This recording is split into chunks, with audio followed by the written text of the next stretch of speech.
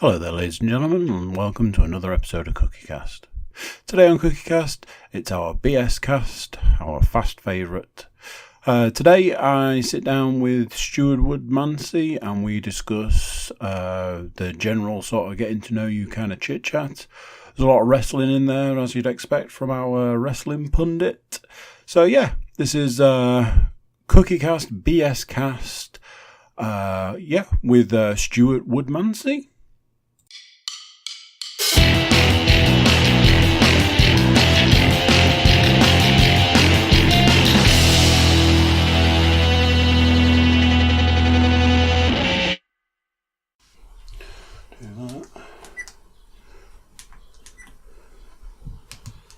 I use all of them to get a good test. I didn't bring any water. Right then. We're recording? Oh, we are recording. Oh! I feel... I've moved 6 inches this way and I feel like I'm sat in the corner. Nobody puts baby in the corner. What have you done to deserve being in the corner? Oh, now there's a leading question. Oh, wow. It's summer, everyone, as you can tell by my shorts. And bad.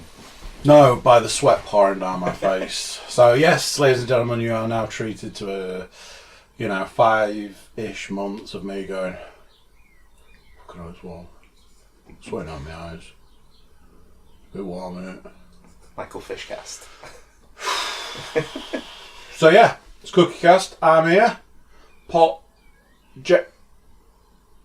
Stu's here. Hi. Stu's here, people.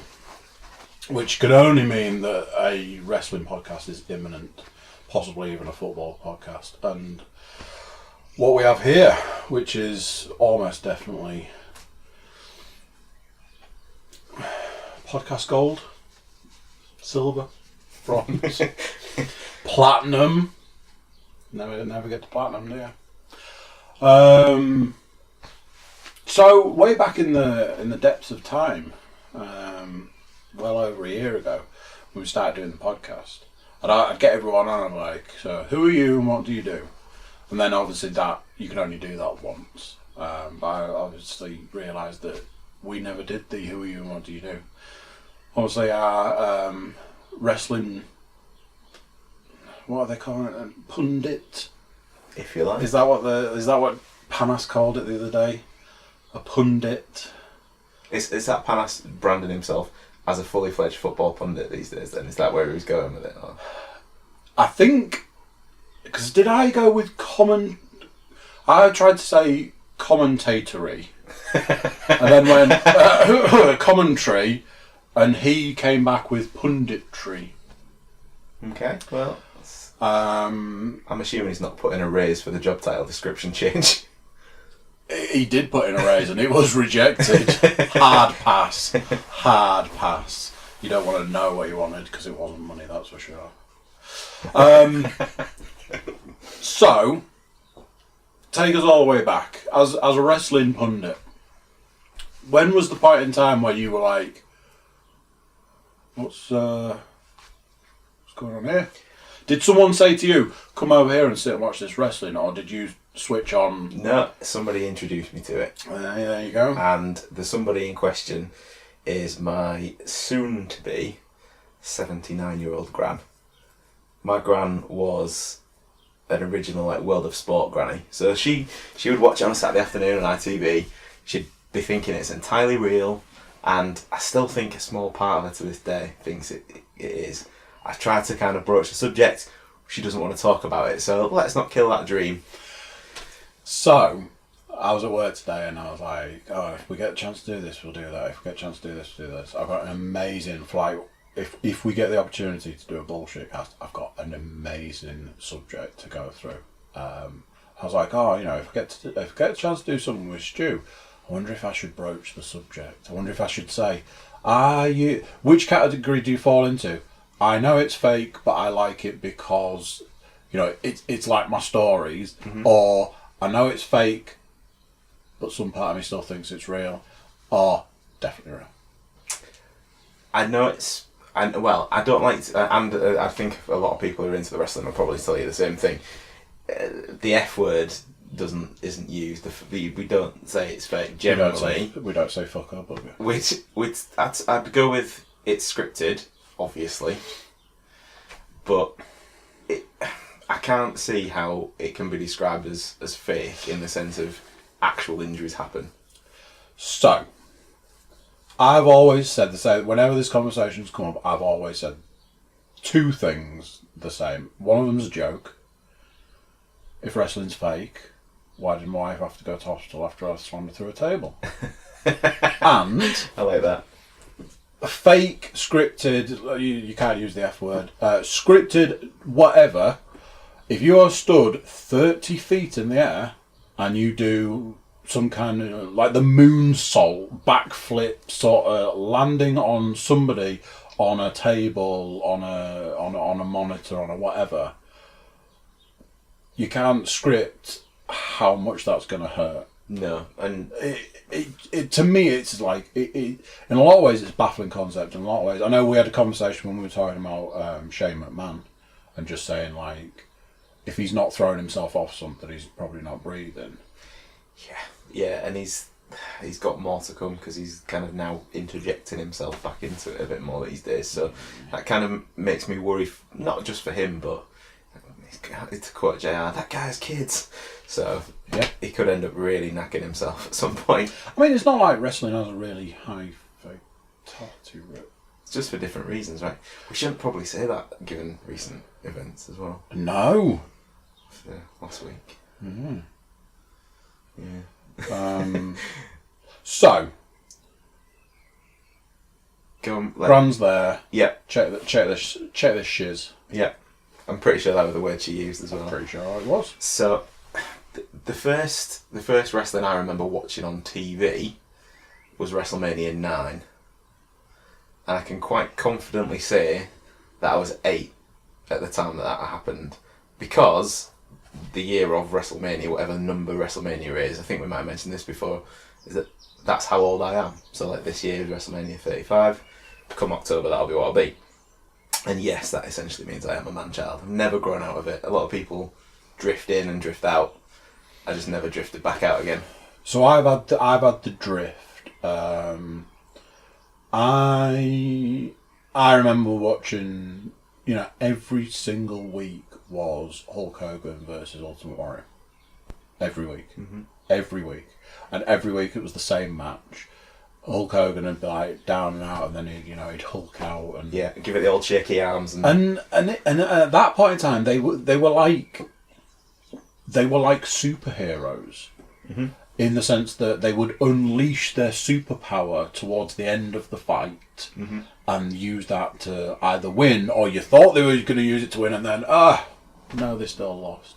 And that was that. Ultimate Warrior would end up walking away with the makeup, the perfect makeup, that was just like down here because it had slid down his face and there was nothing left. Speaking of which, no, we'll save that. I saw, like the makeup and stuff. Yeah. I saw Jeff Hardy. Yep. Probably spends more time doing his face paint than he's in the ring. Yeah, correct. Yeah. Big time. But he does it himself. Yeah.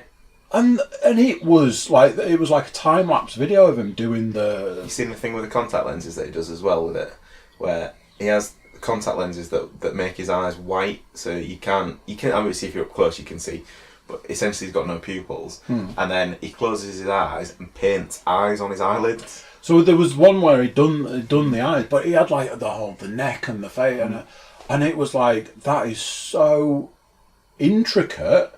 Because did he have like a word written? Did he have like a word written across here? He does like, he's quite arty anyway outside of the wrestling. He does all of like the poetry, and he has a band, and he does a lot of artwork and stuff.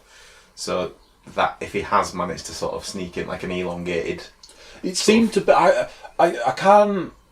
Part of me thinks that it did seem to be like a word that sort of went like that. I can't even think what it would have been, but he had the eyes, like eyes when his eyes were closed. I was just like, but he's doing it himself. Yeah. Like if there was a woman there, painting it on, and he just sat iPod on, like they do on like film sets and stuff, I'd be like, pfft. But it's like in the mirror, because when you're trying to shave, it's like, As I know. But yeah, doing all that and stuff. The fact that he then, essentially has to do it backwards to get it to work. I mean, there are guys like him, and Gold Dust has done his, or Dust, Dustin Rhodes as he is. He's done his for years as well, and it always freaks me out when they put face paint in their ears. It's like, I just don't think I'd like that. It's weird. And obviously Sting has done it for years. I started to wonder, like, when I started seeing Sting without the makeup, I was a bit like, I wonder if the makeup over all those years has, like, changed his skin in any way. I've met him without the makeup on, and it's weird because he just, I don't know, it's like an old man. It's not like he's the character. Yeah. He's just a guy called Steve. Yeah, seeing him without the makeup was a little... I didn't realise you were that old. It was a bit like, oh wow. So I had the drift. I remember every week was Hulk Hogan and Ultimate Warrior, and there was other, Big Boss Man and Hacksaw Jim Duggan, people like that. Hacksaw was my favourite as a kid. Hacksaw was one of the characters that drew me in. Even though I'm not American, and his whole thing was like the Patriot sort of thing. I still can't really put my finger on why, especially because he used to just carry around a lump of wood. Yeah. And the old 2x4. Yeah, and like even like now, that guy's still making a living off that gimmick. So it obviously stuck. Just not quite sure what it is. I don't know if it was our last wrestling podcast or something, but saying that I've seen what he looks like recently, it was like, oh, the years have not been kind. Me and Sarah went to a convention a few weeks back, and he was one of the ones that I was going for. And he was really nice. That might have been where I've seen him. There might have been... Was there a video of all the people that were going to be there on Facebook? Yeah, and then this con that we went to, it was Saturday and Sunday, and on the Saturday night, a local promotion to where it was put on a wrestling show. So that was kind of cool. Like, we're there to meet the wrestlers. We're gonna get to see some live wrestling as well. And it was good because it was a range of like the young guys that you've never heard of and up and comers, right through to everybody that went. They said, "Do you want to do a bit?"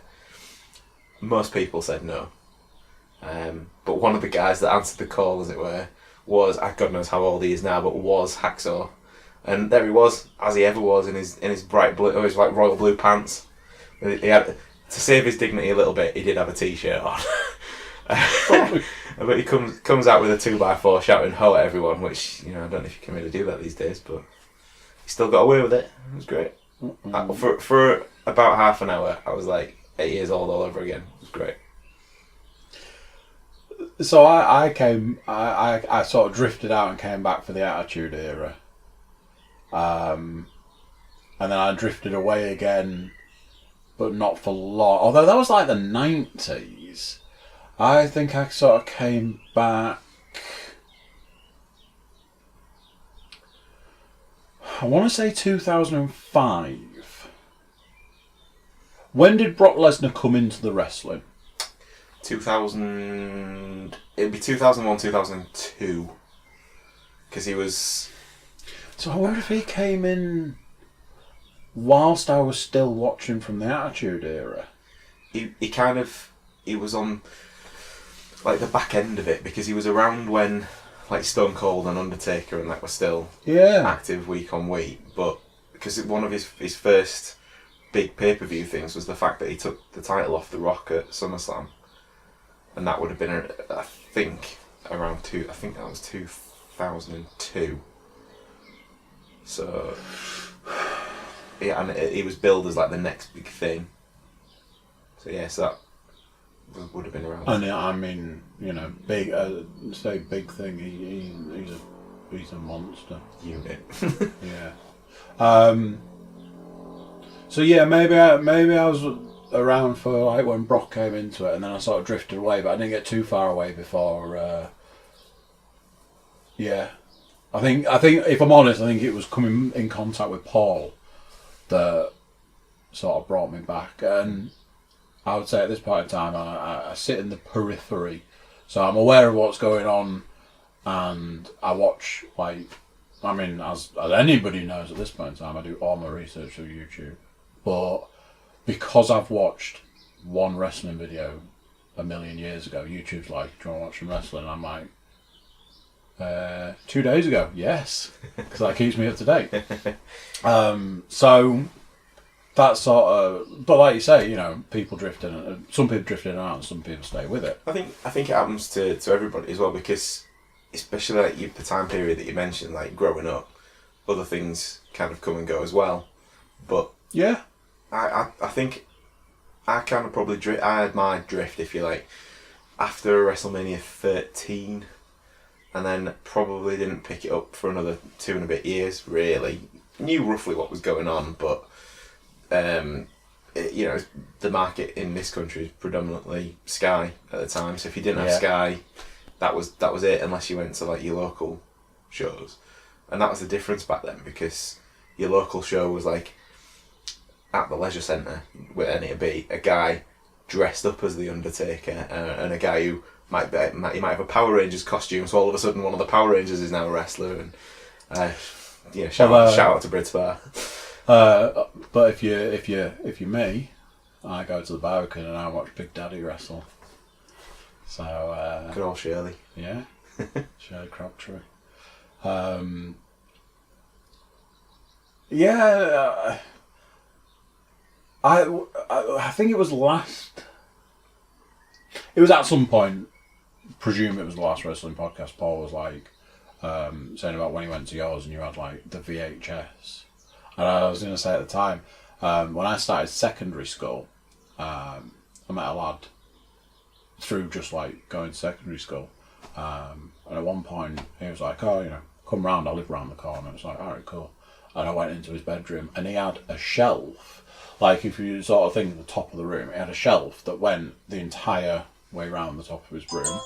And on that shelf, every single VHS, WWF VHS, every single one of them. Was it all like stuff he'd recorded? No. The actual purchase from bought from Woolworths. Yeah. Every single one of them. I think he had 150 something. And I was like, do you like wrestling then? He's like, yeah, I kind of like wrestling. I was like, okay. And he was like, you've got Sky. Now, this is one of those things. Our family, like, my mother was like, she would never pay for something like Sky. Ever. But when we were at the hotel, we had to have Sky because we had the hotel. So we had Sky. When we moved literally 2 streets away, the house that we moved into had Sky. And it was like, it just, for some reason it just was there. Don't know who was paying for it. It was just there. So like I went to this lad's house and he was like, yeah, I like the wrestling. It's like, all right, yeah, it's on sometimes.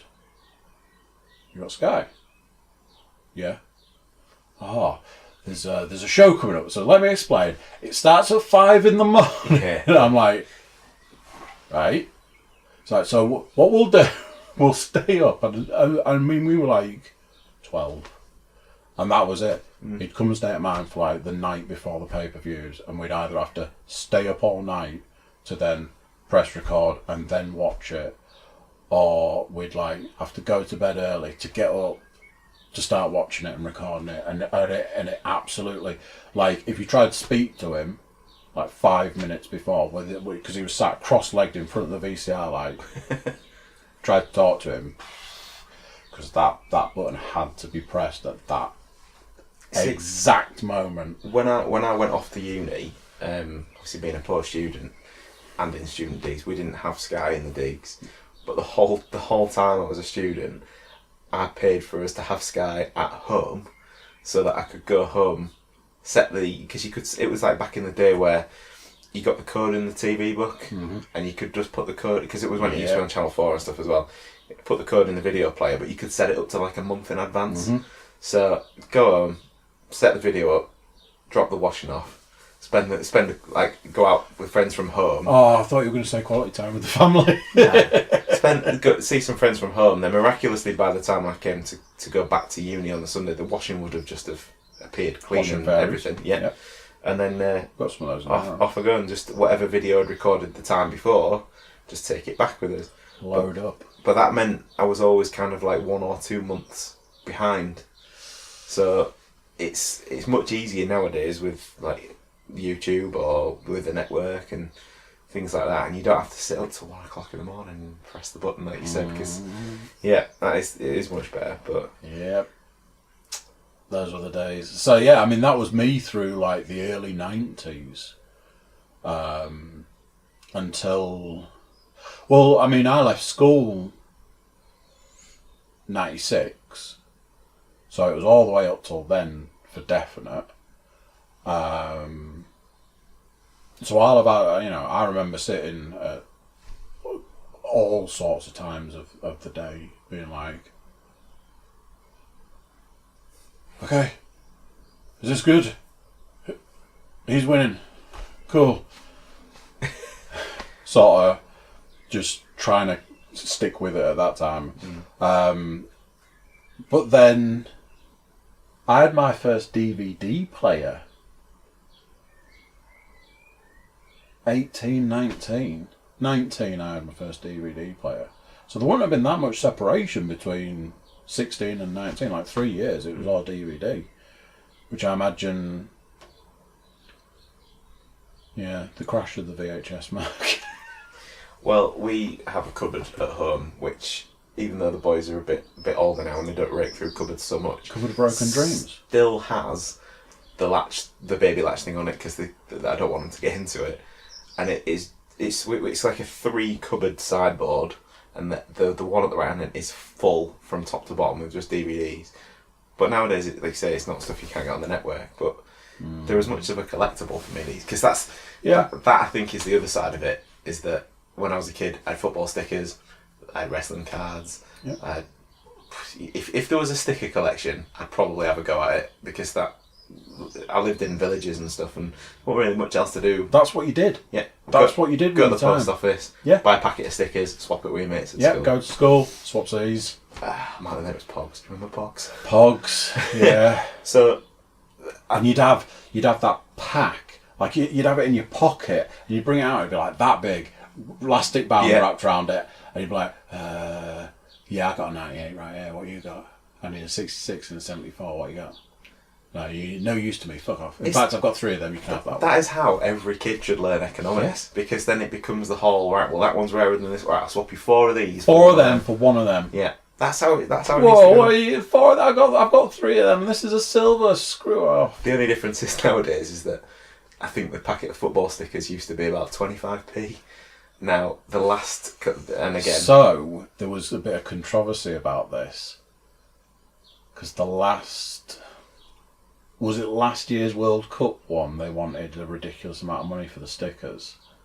I didn't do the World Cup ones, but the last set of wrestling cards, which have only just been out this year, where you get, I think it was 8 or 9 cards in a pack, £2.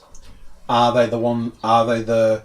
Because to me, stickers are like that size, and like trading cards are like that size. Yeah. But then they started doing the, like, that were an extra size, like another half big. They're just normal cards, £2 a packet. That's like, though, isn't it? Nobody's going to pay that money. Well, I'm an idiot. I did. not for many of them, thankfully. Not for many, but I've managed to acquire the set cheaply through other means. I did that once with there was a comic book that I was a big fan of, and they released a set of cards, and they were all like various cards, but then there was like throughout the whole set there was 156 chromium cards. So in like a box of cards there'd be 4, as they'd say, 4 chromium cards, and I was like, never going to be able to get a full set. So I just went to a source and was like, is that a full set you've got there? I'll just take that, thanks. But this is the thing with the wrestling and the collection thing, is that it's a horrible link from one to the other, because if you're into collecting anything, wrestling is one of those things where you'll have seen it in the time when, let's say, like The Rock or Stone Cold was around. Every third week they come out in a different T-shirt, Yep. or they have like a new thing that you can buy. And if you're a fan of that particular person, it's just like, oh, there's my wallet. Just take the money. Just take. Here's a blank check. Just fill the numbers in and give me what I want. And I was like, or not even a teenager at that time. It was like, Mom, can I, I need some pocket money for this or whatever. Never happened. And over here at the time when it was quite. You had to order stuff from the States. There wasn't like an outlet here. No. And it probably wasn't until around 2002, or maybe slightly earlier than that there was even like a Euro shop that you could get anything from. So it was always mega expensive. But speaking of the absent Mr. Williams, me and him actually got to be friends from the fact I was wearing a wrestling T-shirt to work, and I hadn't been there very long. And he started talking to me because I was wearing a Chris Jericho shirt. But, look how that turned out. It's a lesson there, kids. Don't wear Jericho shirts. But, Chris Jericho, you got a lot to pay for. It is, I think, Paul will attest to this as well, with my collection of stuff. That's been stuff that I've acquired for as long as I've been a wrestling fan. I mean, collecting stuff is a little bit of a mute subject in our house because welcome to the man cave. I even have a sign. This I don't know what can be seen on the cameras at the moment. I don't know what people have seen through other podcasts and stuff from like different rooms and things. But this is here. There's a variety of collectible things over there. There's a shelf of collectibles there. There's a shelf of collectibles there. There's a shelf of collectibles, and I would say conservatively, this is probably less than a quarter of the stuff I actually own. Because even if you drop it like one floor down and go into like the dining room, there's collectible stuff in there, and the attic there's just box after box after box. I think you're very, very lucky to have stuff downstairs. I've broached this subject before. Every time that we happen to be in an IKEA, I'm like, that shelving unit's nice. That glass shelving unit, that display cabinet thing. It'd go behind the door in the living room, so when the door's open, you wouldn't see it. But I could fit another 4 replica belts in that. It's like, no, Belts easy. Every time I go past it, and it's got to that point where she thinks it's a joke, but actually I definitely would buy one.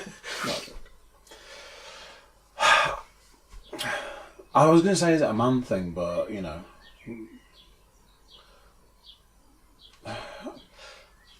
think it's more like just if you've got that in your personality. Because I've part of a few different bits on like groups and stuff on Facebook, and that the convention that we mentioned earlier on, the guys who run a Facebook group called Europe's Home of Wrestling Belts obviously appeals to me because I like to collect the belts.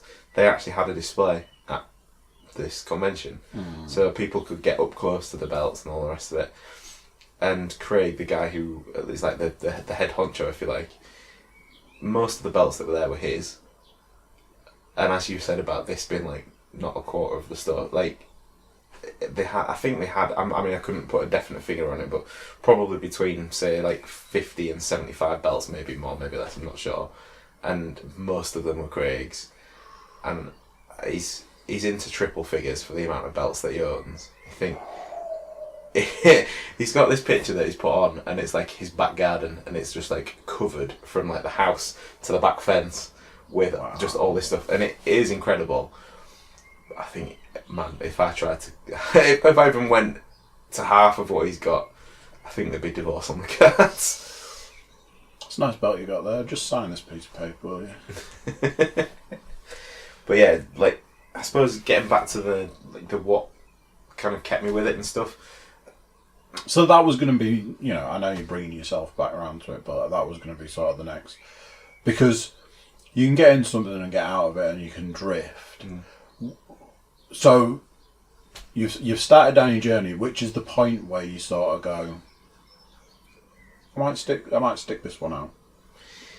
I think if you've invested a certain amount of time in it, and I mean, it'd be like, sort of to compare it to stuff more recently, it'd be like somebody probably watching the first sort of 6 or 8 years worth of Marvel films. And not watching the rest. And think, yeah, like, well, why? Like, what? There'd have to be something really bad to, like, stop me from watching it. And, like, now it's probably at the point where, ratings-wise, it's probably the lowest it's been in a long time. But I still watch it. I'd still much rather watch it than sort of the soaps that are on TV and... I'd rather watch paint dry than the Well, the thing that I get, and anybody, like, it used to be like this big taboo thing, wasn't it? It's like you kind of meet somebody and you'd be like, oh, what sort of stuff you're into? And it might be like the last thing you mention. You do that when you'd be like... wrestling? Yeah, because people would generally like look at you like you have like a third arm or something. But go back 10 years, maybe 12 years or so, and go, I'm in superheroes. Exactly the same thing. Yeah. Say it now and it's like, yeah, who isn't? It's not as bad as it used to be, for sure. But the thing that you get though from those people are like, well, you know it's not real. Yeah, of course I know it's not real. No. It's the thing at the moment, people going mad about a certain particular TV series and they're not liking the way it's going before it comes to an end. Oh, I would have done this and I would have done that differently and I would have thought this character would do that. Everything that they're doing within that kind of fantasy writing element is what wrestling fans have done since the beginning of time. Since the dawn of time. So it's that concept seems to be relatively new for some people, but it's that element of it that keeps people going back, because if it doesn't go the way you want it to go, eventually things might change. So you say that about like popular TV shows. I mean, I don't know if you're a Game of Thrones fan. That's the one I was referring to, but I've seen 20 minutes of one series, so... I am not a Game of Thrones fan. Leanne watches Game of Thrones. My friends watch Game of Thrones. I'm often the... I don't know what that is or who that is or any of that sort of stuff. I often do anything that's that popular can't be that good sort of take on things. I reached a point where people would describe Game of Thrones to me as, I mean, it's great. It's great. It's great. I mean, it's not always great, but when it's great, it's great. It's just not always great, but when it is, great. I could say the same about the wrestling. And I'm like, so it's not very good then, is what you're saying? No. It's like, right, okay. But...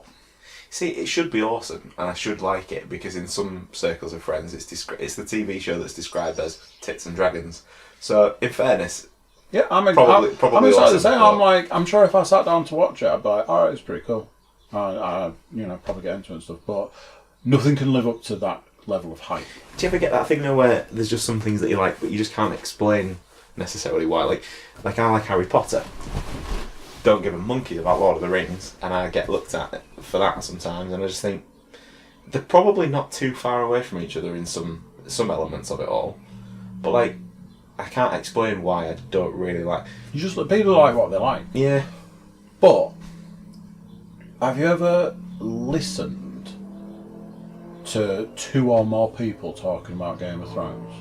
Yeah. Yeah. So you know that sound. Yeah. That's made.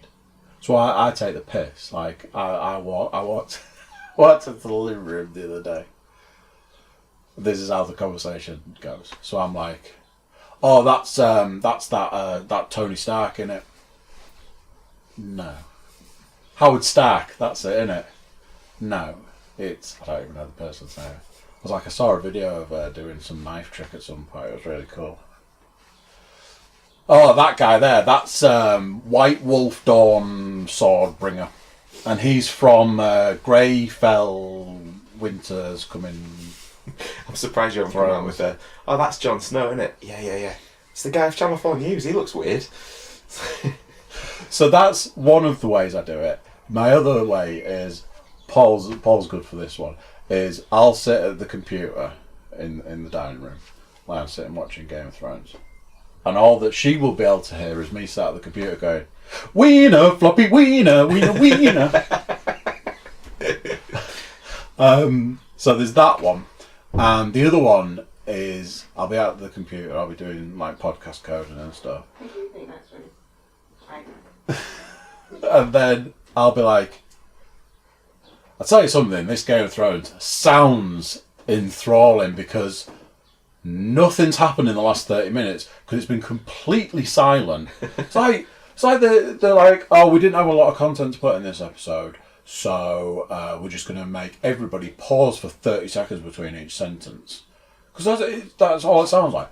But what I'm actually getting to is listening to 2 or 3 people talking about Game of Thrones, and they're talking like there's these names, and there's these people that you're supposed to know, because if you don't know, then you don't know, and there's these names. And after a while, I'm like, but if you were listening to 2 people talking about like wrestling, and like, you know, this person said like Undertaker or Stone Cold or something like that, at least the people talking about Game of Thrones would have a clue. But listen, it's like they're talking in a foreign language. Yeah. And after a while, I'm like, you're making this shit up. I can make words up too. I did. There was a point, and I've watched 20 minutes. I think it was the first episode of the second series where they had all hype from the first series, and we'd had some friends who were like, "You've got Sky." Going back to what you were saying before, it's like, yeah. Would you mind if because Sky Plus was around by this point? Would you mind recording it and then like we can maybe come over and watch it, so we can all watch it together? Yeah, okay. I'm thinking it's supposed to be quite good. Might give this a go. Granted, probably didn't do myself any favours by starting with the second series, but I was like, right, give it a go. 20 minutes in, I was like, what the fuck is this shit? I was just no interest in it whatsoever. And I probably have missed something in the first series, and if I did start at the beginning, maybe I'd like it. But that 20 minutes, to me, was bad enough that I'm not... It's pushed it further down on the list of things that I'd like to do, put it that way. All I know is that the dwarf that made the gauntlet from Infinity War, Peter Dinklage, he's like a real dwarf in that. Yeah, that's all I know. Well, I'd much rather watch him in Infinity War. So that's 1,000 times over. And as well, he was the voice of the little guide thing in Destiny, if I remember rightly, in the computer games. Yeah, the whatever the hell those things. The little float, the thing that looked like the training ball from Star Wars that talked. Yeah. So you've dedicated time, effort, and presumably at this point money. Definitely didn't spend any of my student loan on wrestling belts. It's alright. Probably better than what I spent mine on. Where's the bit where you're like, all right, I've bought a couple of trading cards. I've bought the odd sticker book. Replica belts. That's where the real money is. But that's where the real passion is. Well, my whole thing with the collections of stuff is that I've not got a wicked job, but if anything happens to me and then they need selling off, it's a decent collection of stuff. Yeah. So there's that kind of element to it, and there's the fact that I actually just enjoy saving all the stuff and displaying it. Yeah, because it's not. I mean, there's a couple of things in my collection that I'm a little bit like, well, you know, if it was sell that or sell a kidney, I might just sell that. But the first replica belt that I got was the Undisputed title. So it was after Jericho had won the WCW and WWF title in the same night, and then they went through to WrestleMania. Following, Triple H won and he had the 2 belts, and then I think it might have been possibly Hogan that brought in the Undisputed title when they put the 2 belts back down to 1. And the design of that belt, I was like, that is just spot on. I really like that belt. And again, at the time, it was you could only get replica belts from America. WWE shop didn't sell them themselves. They were licensed to a company called Figures Toy Company. I was just, as I was at the time, it was like before I was a uni student, I'd saved up a bit, and I was like, about 180 quid. At the time, that was well expensive. Now, that's dirt cheap for what they go for.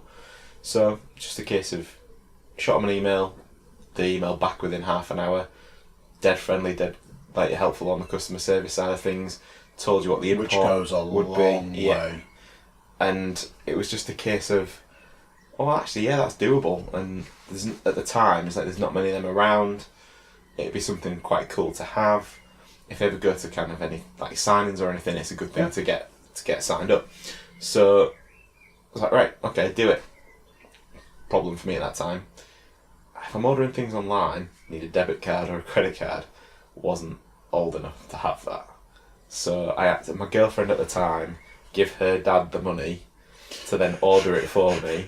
But because of the security things at that time, you could only have things delivered to the address that the card was registered to. So there's a whole host of like...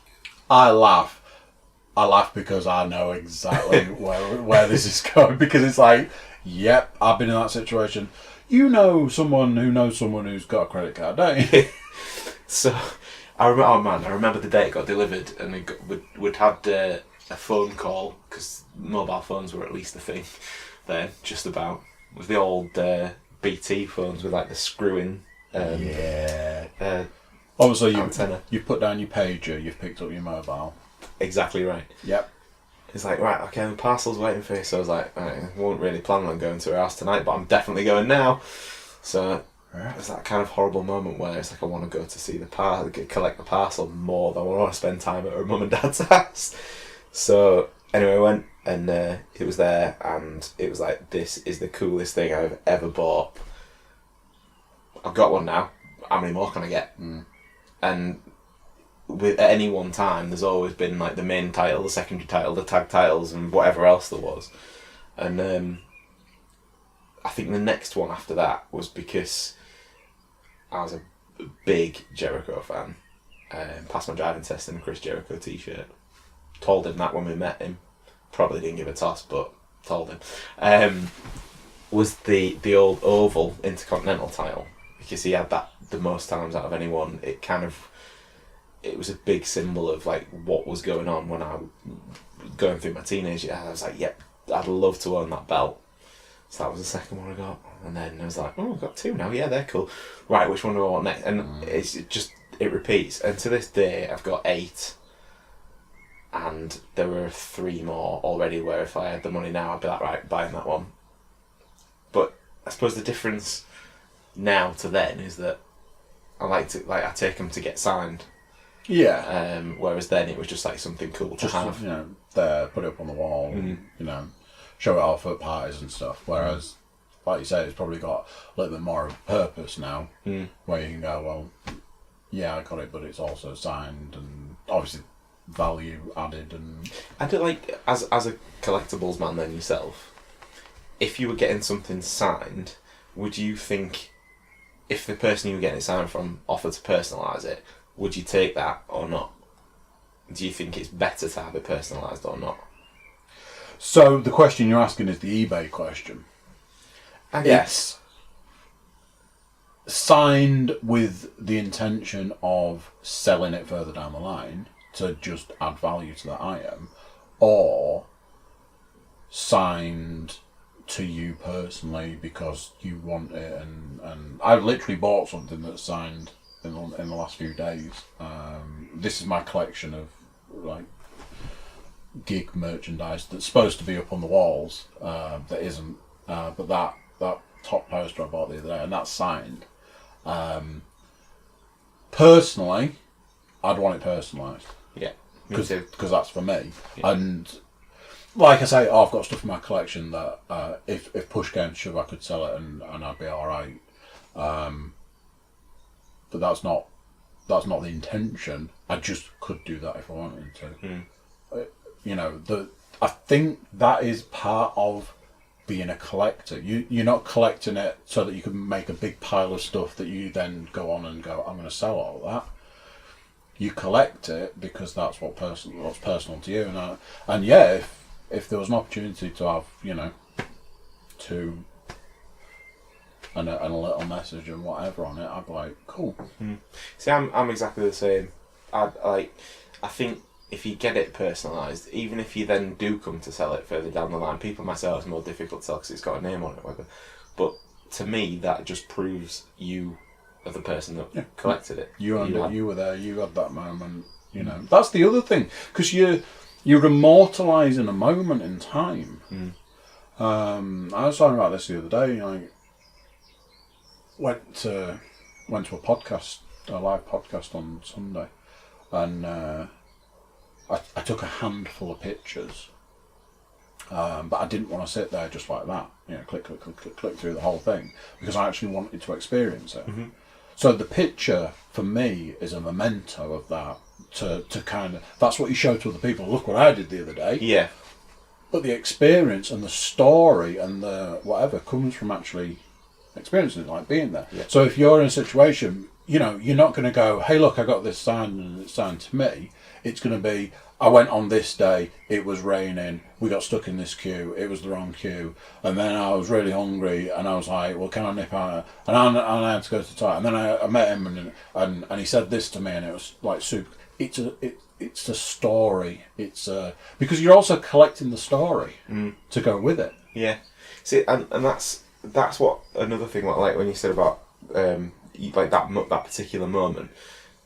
I don't want to sound like that guy, but I have been to a lot of these wrestling meet and greet things, and I've met some probably of what people would class as like the biggest like names of the last like 40 years or whatever. And you're talking like Hogan, Flair, Shawn Michaels, Bret Hart, that kind of. And I tend to find the guys who are alright personalising stuff are the ones that'll actually, they're alright, they'll have a little chat with you about stuff. And like, the other week when we went, the first person on the list was Flair. I thought, this could be one of the only chances I'm going to get. He doesn't come over here very often. Had something. Ages of fact. Yeah, had something that was. It's not the rarest thing, but it's not in common production. It's one of them little Funko Pop figures, but they only put those out with the special edition of last year's game. Right. So I thought that was quite a cool thing to get signed. The autographs come up wicked. It took him about 5 minutes to sign Ric Flair 16-time woo. This but he didn't speak. He barely looked up. He like all he wanted to do was just to sign and to get on. And do you know what? That guy saved his time. I can kind of understand it. And that's it. You have to look at that situation. You have to go, this is to say. They were talking about that story. Was it the John Cena thing with the signing, where he just had like just 100,000 all the way through it, yeah. And you got to think, someone like Ric Flair has probably signed 1 million signatures, and that's probably not an over-exaggeration. He's probably signed his name 1 million times. Yeah. And like you say, he's done his time. And you're there, and it's your one chance, and you want to meet him, and you want to. But that in itself, again, you collected that story, so you can say, To the guy's credit, because of who he is, I went the whole hog and had the photograph thing booked as well, and the autograph was first thing in the morning. He'd obviously got probably a little bit of jet lag going on. He wasn't the most like sociable of people at that time. This was probably about 9:30 in the morning. The photograph session started at 10:15 for him, I think it was. And by the time that we got to the photograph, he was a different person. He was animated, he was smiling and all the rest of it. If you've been to these things yourself, like you'll know that you don't get long. He's literally just smile, click, off you go. But he was making a bit more of an effort at that point, so that did make me feel better. But like somebody much lower down the card will never have the standing in the business that Ric Flair has got. Is Rob Van Dam. Done a lot in the business. ECW champ and all the rest of it. WWE champ. I took my WWE title, spinner belt, the version that he held to get signed, and he was quite happy to sign it. He personalised it, which made it better for me. But that guy had time. His queue was not moving, because every single person that went to the table that asked a question or wanted to know something, he took time to answer it and actually properly speak to people like people, as opposed to just being like, there you go. It makes a huge difference. And as a fan, I'm sort of very much aware of how things must be for quote unquote famous people, whichever walk of fame that is. Podcast, the live podcast I went to was Hollywood Babylon. Kevin Smith, Ralph Garman. Kevin Smith always says, whenever he meets anybody, and they're like, "Hey, it's you," and he's like, "Yeah, it's me." And he always says the same joke. He's like, as long as they're not thinking that I'm Kevin James, then his first question is, "Do you want to take a picture?" He's like, the reason being is because that's my boss. That person is my boss. Because I'm standing here as a famous person, because that person bought a ticket to see my film, bought a ticket to a podcast, paid money for something that I've done. That's my boss. And if you don't have time for your boss, you're going to be out of a job. When you went to the podcast, where was it? Manchester Apollo. I was going to say, because I've seen a few pictures pop up of him in Manchester Piccadilly train station doing the exact thing you've just said about. So, he like at the beginning, like every Hollywood Babylon starts saying it's like him just talking about X. It'll be anything. And on that one, he was talking about he'd had a day in Manchester and just wandering around stuff. To the point, he said that he loved it that much that the next day was like their travel day, and they were travelling to Edinburgh. He was like, "I'm going to go to Edinburgh the next day. I'm going to stay in Manchester for the day." He was like, said to Ralph Garman, he's like, you want to stay with me? And he's like, "Unfortunately, I have to do the show, so I'll go to Edinburgh and you stay here." He's like, "Right, fine, I'm going to be here tomorrow." That's cool when stuff like that happens though, and then they genuinely find that they enjoy it. One of the guys at the convention that we went to was Scott Hall, otherwise known as Razor Ramon from back in the day. Razor Ramon? The week, not even the week before, like a few days before the flight, he put out a tweet saying, "Got visa issues, sorry to everyone in Liverpool, I'm not coming." And he was like one of the main ones I was going to see. Again, doesn't turn up for bookings very often. I thought, nah, there's no chances backing out of this.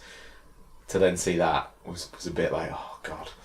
Anyway, they sorted these apparent visa issues, which I think might have been a swift notification to say you've signed a contract for this, you better get your ass over here. And that they were about to lose $5,000 on a flight that they paid for him. Anyway, he turned up, and after all that, I was like, this guy is going to be a dick. He's just going to be horrible. He's not going to want to be there. We went up to the signing table, and he was probably one of the nicest guys all weekend. Spoke to Sarah, when we go to these things, he's just shy with everything. Made a point of talking to Sarah as much as he spoke to me. He was the one that offered his hand to Sarah, shake hands with Sarah before he'd even said anything to me. And I thought that was, for everything that could have been, yeah, it was a nice touch, and he was a nice guy. And then a little goes a long way.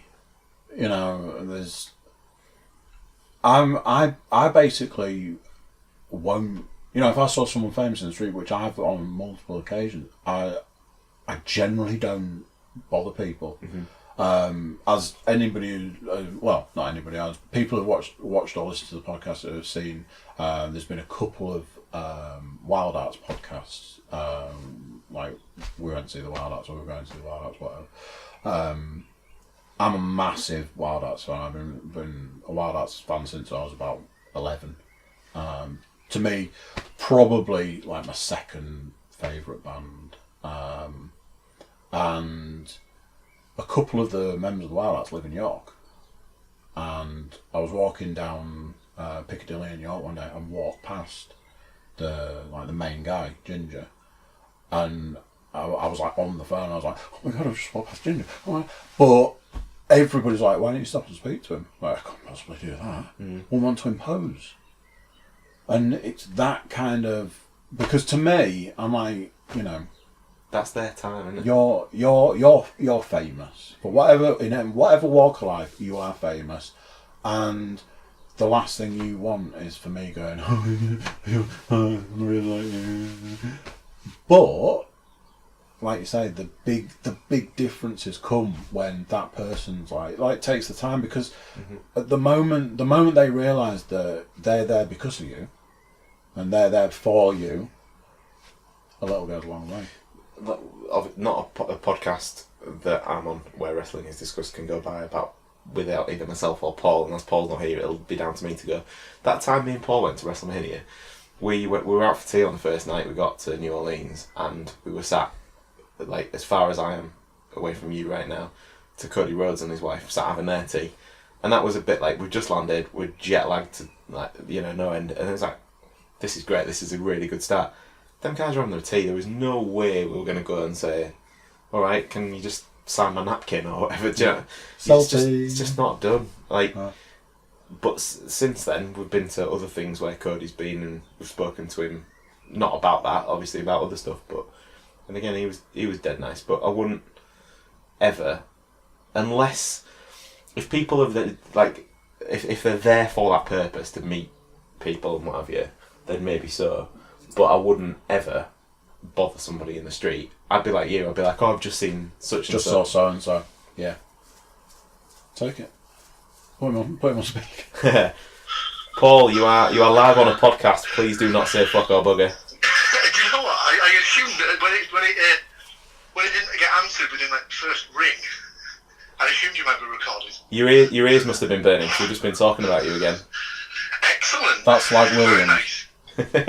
It's weird because at the beginning of this, Andy said, "Oh, Paul's not here." I'm thinking this must be one of the few that Paul's not been on in the last year or so.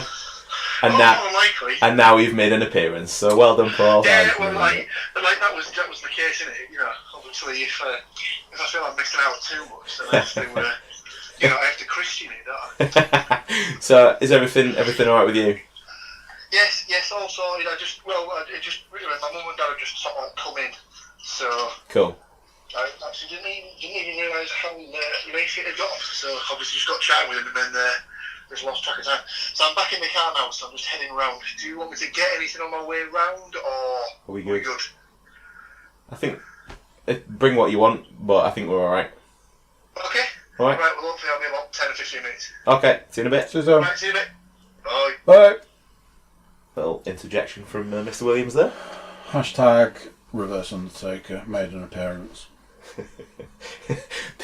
What was it? He just called him the William Slag or something. He just podcast or no? Not just podcast. He wishes. Anyway, that's probably enough Paul abuse when he's not here to defend. No, that's never a sentence I've ever said before. Or anybody else. People generally go out of their way. So yeah, I mean, it makes a huge difference, and like going back to the being a collector and stuff, collecting stories goes with the item, you know. And I've been in situations where I've collected the story more than actually collected anything. Like me and Mr. Williams had been to a gig, and often in like places that I've been to gigs, you get points in time where people are like, "Are you going to the after party? Are you going to the after party? You after party?" It's like, didn't know there was an after party. What's the situation there? Is it like, you know? And I've been to places where it's like, oh, there's an after party. Oh, what's the deal with the after party? Oh, there's this bar and they're playing this band's music. Just seen this band live. What? Oh, and they're doing Pound Off a Drink as well. Right, okay. That's not an after party. That's not an after party. That's just you are correct. Piggybacking. That's what that is. And then there's been situations where been stood talking to like an entire band, and they'd be like, "You come to the after party?" And like I'd be like getting a lift with a mate, and I'm like, "No, we've got to get off." I'm like, apparently not. Sorry. But me and Mr. Williams were in said situation, and we'd seen a few bands, and there was like Soil and American Head Charge and Head PE, I think. I think there might have been 4 bands. Soil were like headlining, American Head Charge, Head PE, and all this. And as is the way, after party, loads of people from the bands are going to be in the Dodger. So I was like, well, what do you think? You know, apparently there's going to be people in the Dodger. So, do you want to go? I think we'd had a few beers by that point. Was the gig at Fibbers by any chance? It was. Yeah. Dodger seems to be like the unofficial after party venue. So we went and we were just drinking, and then there was like a loud hush, if that makes sense, went across the bar, and it was like, they're here. and like nearly all of American Head Charge turned up, and the lead singer of Soil was just like stood, and It's so weird because Dodger's tiny as well when it's full. so I'm like, sorry, I forgot that we were actually doing something. I as I say, I collect things, so that was like the deal was if you bought the skin. Like on the thing, they were like, if you buy the skin, every member of the band will sign it. So like, buy the soul skin, get everyone sign it. So that was like stuff like that. So I'm sort of like, now as obviously alcohol and inhibitions, I'm sort of I've had a skinful by this point, and I'm like, Paul, like that's the lead singer of Soil, and nobody's talking to him. He just stood there. I'm going to go and speak to him. Like, walked over and I was like, when you play it all through in your head, I'm like, And I was like, you don't seem to be drinking a drink. Let's rectify that. So I went to the bar, like, talking to the leader as well for ages. Paul was talking to, like, guys from American Head Charge and stuff. I'll leave that story there. I don't think... I'll just leave that story there. And yeah, just like this crazy night of like drinking with like people from bands that we'd seen and stuff, and it was like it was Dodger that we went to after the Fozzy gig. Yeah. And then that was when just Jericho and like Rich Ward and everybody turned up there, and I remember being like, I can't talk to him. Damn right you can't talk to him because he's surrounded by women. Yeah. That was that was their whole aim, I think, for the night. But if I remember rightly as well, that was Jericho's 40th birthday. Yeah. So not only then did he just go out, he was obviously going out for his birthday and probably didn't want to be bothered by people.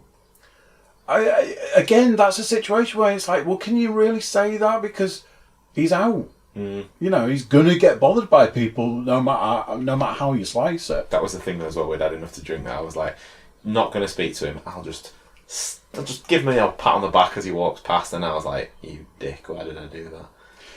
Part of, like saying collecting the story, the story, the actual story about that night, well, I think it was 3 days later, I'd seen on the internet that the lead singer of Soil had a stroke. Wow. Yeah, like in his sleep, he'd had a stroke and was like for a while wasn't quite right I mean, he'd had a stroke, but I'm like to Paul, I'm like, remember we were out the other night? Remember we were like talking? I was talking to. He had a stroke. It's like insane sort of stuff. Stuff like that brings it full circle though as well, because like, if you think about the collecting and all the rest of it, like the concept of spending a lot of money on an item to essentially get someone to deface it is really weird. I took I think it's downstairs. I took a CD to get Pitch Shifter to sign it, but I'd taken 2 CDs. I was at work and I was talking to a lad at work. Like, I'll take these together, these signed. I was like, hey, here's sign that. Which he did. And I'm like, oh, fuck. So, like, I'll leave that one at home. So, downstairs, I've got 2 Pitch Shifter CDs. One signed by Pitch Shifter, the other one signed by a lad I work with. And it's like, well, it's a story in itself. Like I say, you collect the story.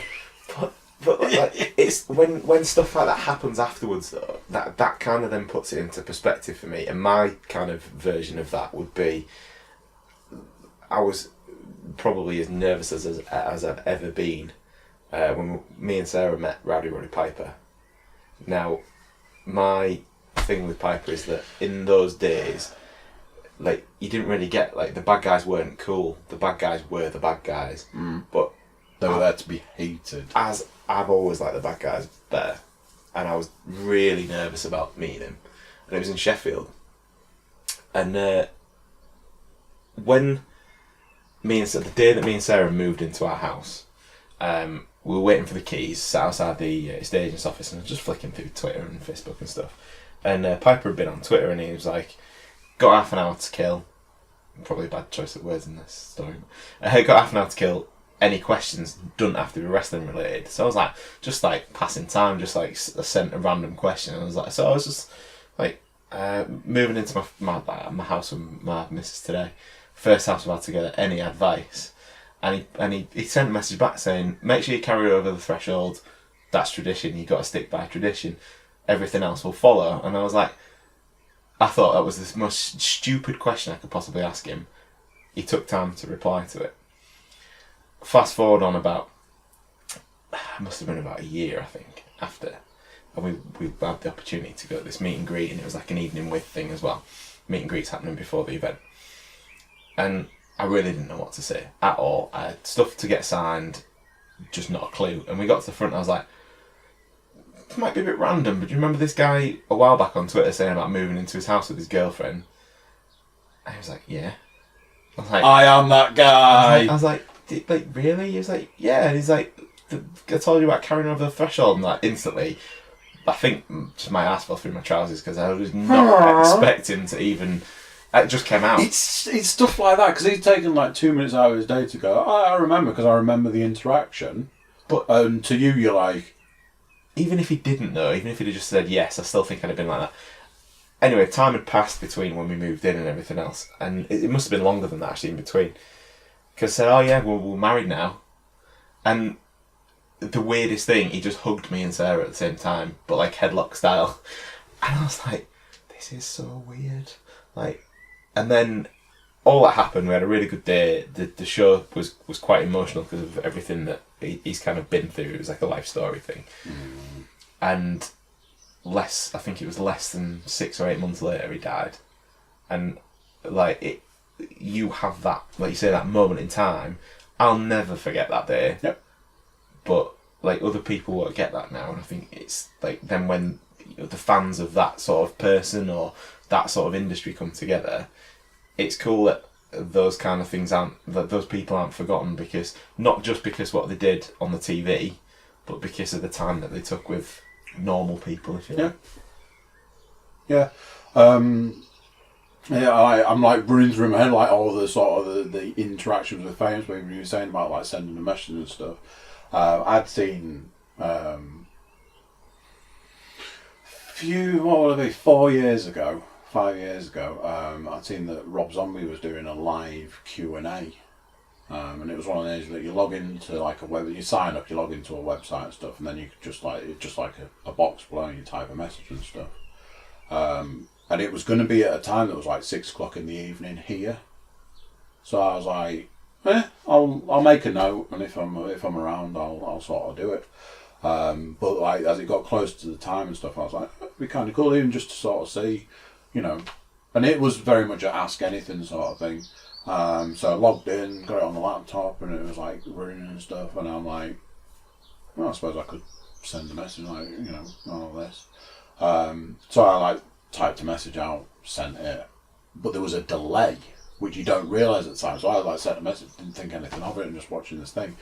And then he was like, and then just read out my question, and I'm like, and then he was like, oh, that's a really good question, and then started answering it, and I was like, he's answering my question. I said the question, he's answering it, man. That's cool. I was like, I think you can like get once it's finished, you can download the video of it and stuff. And I was like, this is insane, and like just started sending more questions and stuff, just like bombarded with questions. But it's like it makes a massive difference. Like you say like that. I think it's either this week or next week's podcast. We're talking about the fact that we were me and Panas and JK had gone to see the Prodigy. But the way we'd ended up getting tickets had been like one of these sites where you pay like twice as much for the ticket just to get the ticket sort of thing. And at the time I was like, fucking hell, I paid a lot for them tickets. Now it's like I'd have happily paid that, because that's, you know, I got to see the Prodigy before sort of Keith and stuff. It's like, so yeah, let's knock it off there. Okay. So that we don't end up ruining any of the possible wrestling podcasts that might be recorded in the next few hours. Definitely not be any continuity with the t-shirts or anything if you're watching this. We'll swap t-shirts and then it'll At the end of the really pod, everybody switch shirts. Right, if I can get out of this chair, I'll turn everything off. Thank you very much, everyone. Thank you. Bye. Oh, kicked it.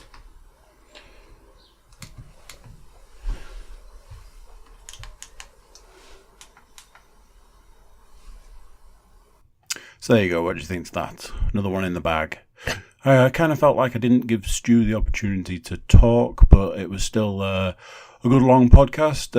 Great to sit down and actually have a chat with Stu, go through some of the reasons behind the wrestling fandom. Good chat all in all. I enjoyed it. Big thanks, Stu, for coming over. Always appreciated. Stu comes a long way, and we appreciate you doing that. YouTube watchers, make sure you're YouTube subscribers, drop comments, things like that. Everybody jump over to thecookiecast.com, give us some social media love, drop us an email, all that sort of good stuff. So yeah, another one done, and another time for me to say I'll see you next time. Bye.